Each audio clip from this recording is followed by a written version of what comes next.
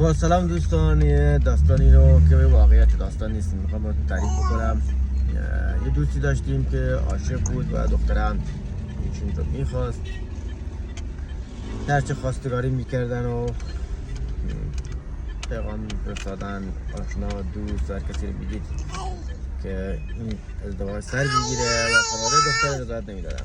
بالاخره 19 سال گذشت و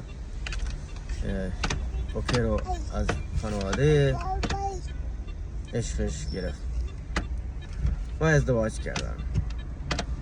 یه ماه بیشتر بعد ازدواج نگذشته بود که همسرشون وفات کرد و تازه ایشون فهمیدن که همسرشون یه مریضی ناعلاج داشته و موافقت خانوادهشون فقط به خاطر همین بوده که این یک ماهی که ایشون زندگی میکنن دختره رو به دست بیارن و